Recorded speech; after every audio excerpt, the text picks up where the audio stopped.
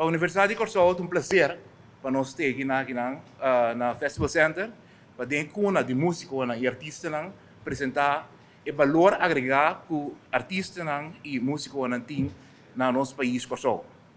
Assim que o Festival de Tumba é a atividade mais grande musicalmente, culturalmente que o nosso país conhece. Então, o festival caminha anualmente, está repetindo mês, e nós temos para a opinião de Corsol, como já foi, bem visité, e ela vira parte da identidade do povo corsolenho.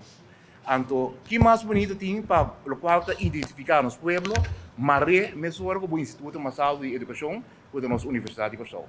Também de quadro em nosso rol social como Universidade de Corsol, nós fazemos investigação aqui, de modo também de começar a quantificar e botar em cifra para realmente nossa comunidade realizar somente que de valor agregado do Festival de Tumba. E me digo isso, sabe, promete, mas nós seguimos mais de atividade aqui para sobre que e tradição e funciona tradicional a vai perder a dia.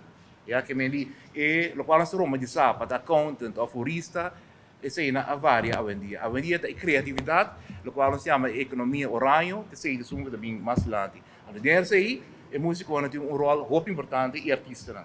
Ora me para de cultura, ora me para de artista, me para de conceito amplo. Não somente música, mas também componer, também arreglar cultura típica. Tumba, Festival de Tumba, também é uma vista onde é ponto mais resultante de nosso ano, nosso calendário anuário de cultura na Corsol. Então, no momento, nós vimos que é fine. O ano nós chegamos a 50 anos de Tumba, nós vimos como Universidade de Corsol, nós 5 anos de investigação para ver Kiko, a contribuição de nós músicos e a AMAC na nossa comunidade. Então, nós vimos conversar com o senhor Feco Gomes, e Feco disse que vale a pena fazer uma investigação para ver quanto sem está total envolvido de costume aqui. Agora, me visa, quando se é em total, tem diferentes aspectos.